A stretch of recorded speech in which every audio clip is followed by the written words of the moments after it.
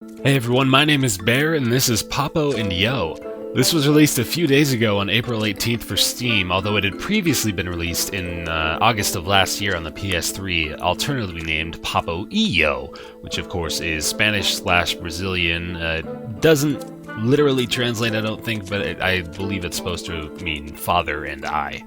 I was very intrigued by this one when I first saw it. I didn't really have the means of recording it though until they released it here on the PC. It's a fantasy adventure game, kind of, set in an unnamed Brazilian favela. It uses this childlike whimsical and wonder to present a very mature, very dark theme. And I'm just moving the menu up and down because I get frogs every time I do it! It's so fun! You'll see what I mean pretty soon about the dark and mature elements, so without further ado, let's play Papo and Yo.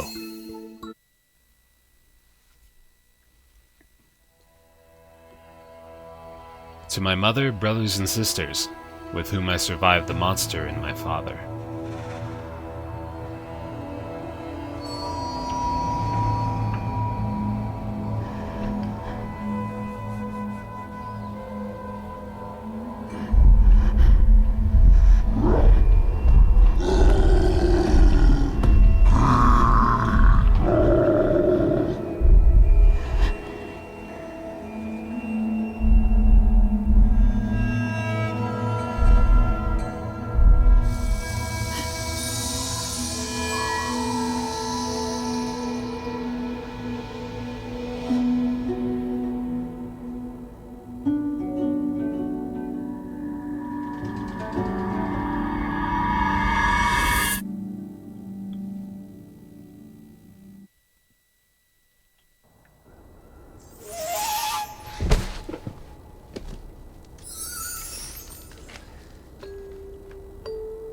As we're literally thrown into the game here, I can already tell you one of the reasons why I automatically fell in love with this one.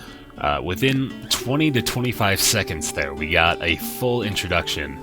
Although it was a bit vague, of course, but we are readily introduced to what we have presented before us. So clearly this is not the real world here, as we, his name's Quico, by the way, we'll find that out pretty soon too. But this is Quico's little fantasy land, and he is going here to escape the reality that is the monster that inhabits what we believe to be his home, as he was seen there hiding away in the closet, clutching his one of his very few friends, or what appears to be one of his very few friends at least. But we have another one here, painting on the walls, it looks like.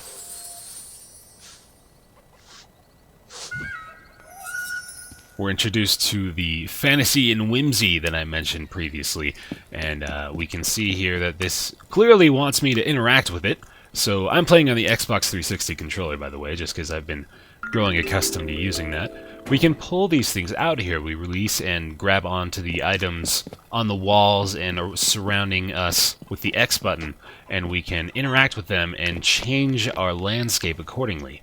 Gives Quico this very thematic sense of control in a well, he gives himself a world in which he has that control as opposed to the world in which he does not. This is also cool. You can kind of just manipulate them as you go. It's just a little thing, very interesting. So we'll go up here, do a little bit more exploring as we see. This is actually a it's a pretty game, man, and it's an indie title. I mean, this one's only 15 bucks if you're picking it up on Steam right now. I believe it's on sale if you get it soon enough. But it's gorgeous, man. I am definitely digging the look. So we can run around here on the rooftops, looking for a way to catch our little lady friend, who I don't know the name of, and I don't know if it ever actually presents you with her name. I should mention and clarify that I've played quite a bit of this already. I saw a lot of it when it first came out on the PS3 as Papo Y Yo, and we've got a little tutorial box here, which is one of my favorite things too. I'm a hint box, and I'm here to help. There are also tutorial boxes that will teach you important things to succeed. Remember, look for a hint to tutorial box if you ever find yourself stuck. And I love that he'll just keep it on if we just run around. Oh, it's so cute. He's so adorable. So we're going to run over here now, and we've got another interaction to use. We got gears, cogs we can put into place, and get the wheels a-turning.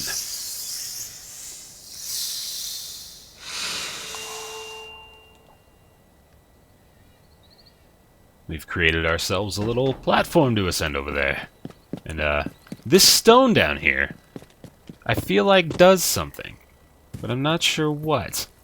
So we can, well, perhaps if we go up here and find out what the next adventure holds in store, we can also pick up this ball or kick it. It's always fun.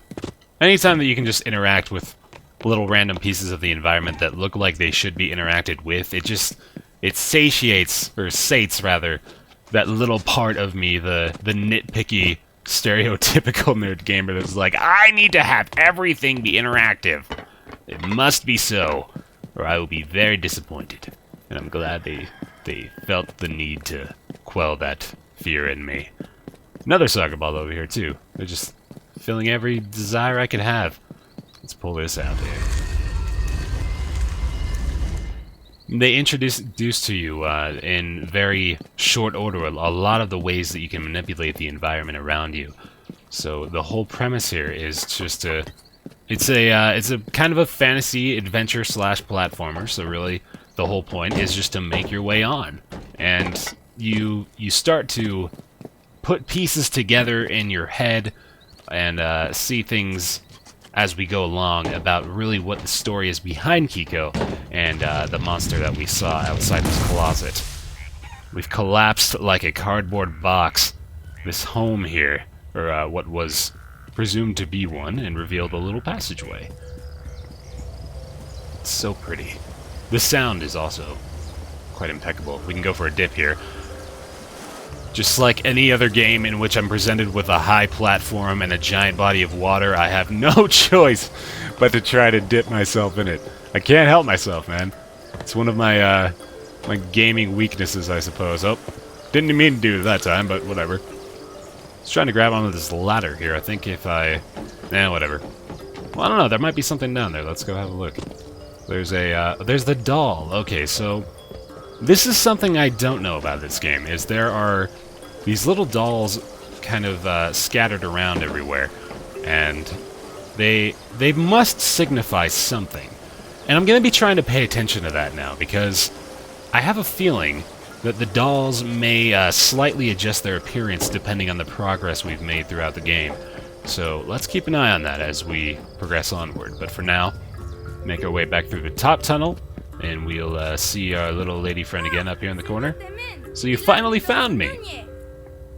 I believe they're speaking, I don't think they're speaking Portuguese or Spanish, although I could be mistaken there. I think it's just kind of a Somalian language that they've combined with those two to create their own little special fantasy land here. Saw frogs hopping around down there. Those will come into play later. And we've created a rope, which we'll be able to pull and manipulate yet another piece of the architecture. I love these little frog guys. They're so fun! And they're running away, oh, it's so magical! I feel like I'm in Disney World. Let's go pull this rope down. Hang on and... oh, grab it. There we go. And pull it away. And we'll create ourselves a little staircase, with which we can climb the Aztec ruin-looking staircase very high above us. And look at that sun gleam glow, the dynamic lighting. It's always a pleasant sight to see. Let's move forward. I envy her door creating abilities, and I never got the opportunity to do it myself. I'm hoping that might change as we move along. Just so these, particularly the foliage, man. I mean, it's a weird thing to be impressed with, but I mean they all are pretty flat. They're just polygons, but doggone it, I want to love it, and I refuse not to. So at least there's that little pigeon artwork on there. You gotta imagine that all of this is a construct of Quico's imagination. So, he's quite the graphic artist at heart, I'm sure.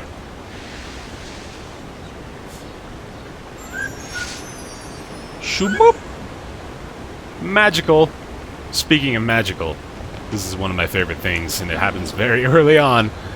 You can see that clearly the outlines of chalk on the floor indicate that it wants you to set yourself up a path with these 5 bricks here. What you don't realize immediately is that you're actually manipulating these little favela houses. It's so fantastic.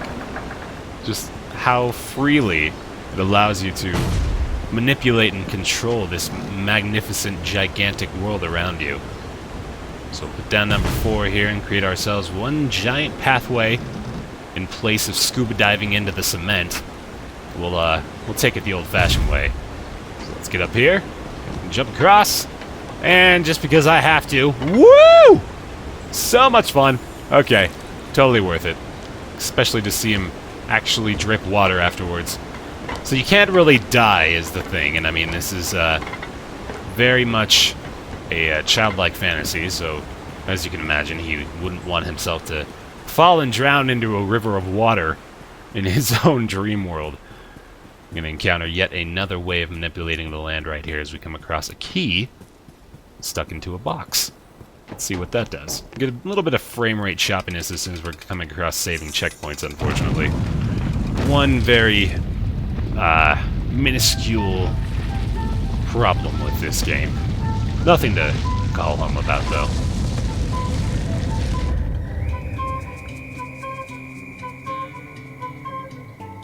That looks like fun up there, doesn't it? Let's go see if we can find a way across. Drop on down here. Now we've got all these keys, and we see that this little spiral box unlocks that gate over there. We let our little lady friend go through, but it looks like it's on the timer. It sounds like it more appropriately. So we're going to turn these keys and see what they do. And we create little bugs! And they make little springy noises.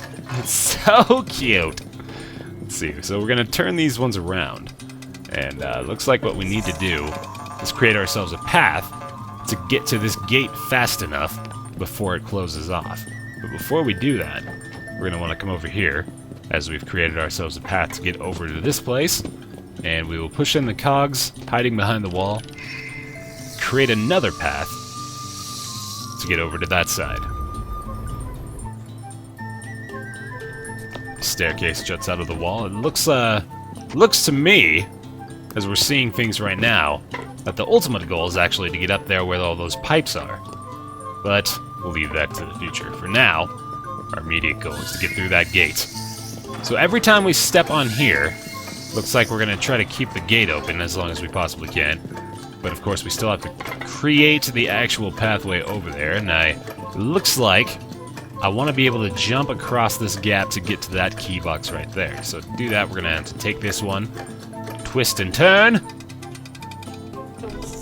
and sprawling all the way over. They're so cute. They make it so approachable. It's crazy to think of what the real elements of the story will have to imply. And I keep foreshadowing, and I do apologize for that, but it excites me. Excites me so much for what lies in store. So we do have that final box in place. We're going to be twisting all these ones back so we can get the entire pathway lined up. We have a tutorial box here. Might as well come on up and see what it says. Good walking houses help you reach difficult spots. Where are those gears? Had I not already done this, that would probably be helpful to see. Let's turn it back over now. One more box ought to do the trick. And we'll be able to jump on the magical spot and reenact our previous endeavor to cross this massive gap, get all the way over through the gate. There we are.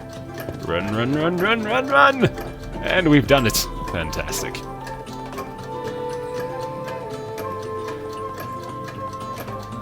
She's almost taunting us up there with the way she dangles her legs. We're going to pull this apart, which of course doesn't automatically look like it's helping us out in any way. But if we reveal what we've hidden behind, you can see that there's actually cogs we need to put in place here. We've created another staircase with which we can put the pieces together and make our merry way up top. That'll be good enough. Leave it there. Give ourselves a little bit of a dangerous spectacle to behold. Now we've got another box to manipulate, which of course means we've got a house to move in its place. So we're going to try to put this one right there. We can see what this little turny... oh, actually, you know what? This is a... What would I even call that? I call it a divot, maybe? You pull that out and you create a ladder to climb down on. So we're going to want to move this house again so we can jump from the rooftop we are on to access that ladder above. There we are. Oh, wow, it's too far ahead. Okay, so we're going to have to redo that one. Come on back up here. The little houses, man, it's... just, you gotta appreciate it. The depth of field, even, is almost remarkable. Let's pull this back out here. I gotta gush, man. I can't not do it. Alright, let's get upstairs. Hopefully our little lady friend is still waiting for us up high. We'll find out soon enough.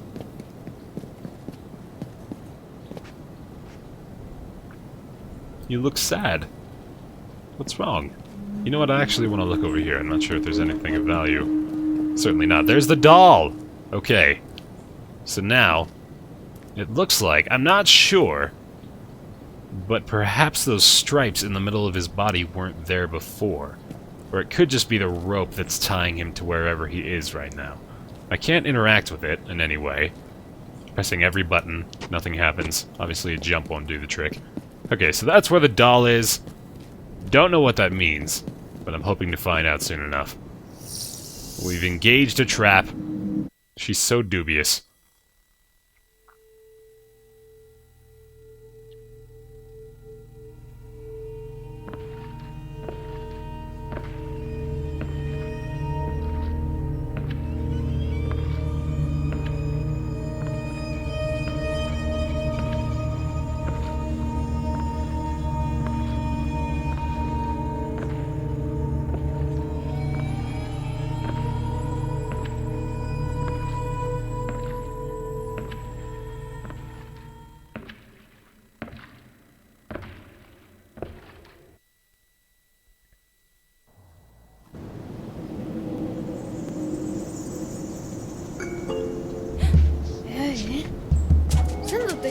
What's happening?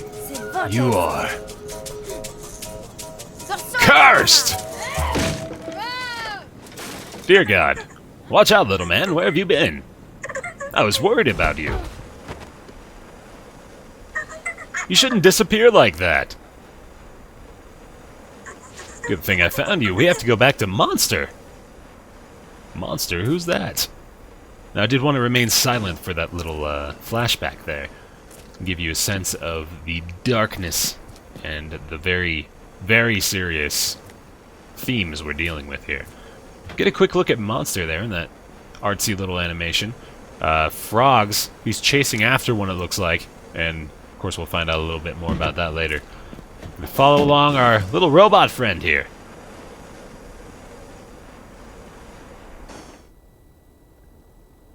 Evading so stealthily. I'm going to keep my eye on these potential doll locations, as I think it might actually play into whatever it is that we've done when we do it. We've got our robot friend. Quico, we need to get to the other side. And I can help. Jump. Jump. A double jump gives us a hover ability. And let's see what this little box has to say about it.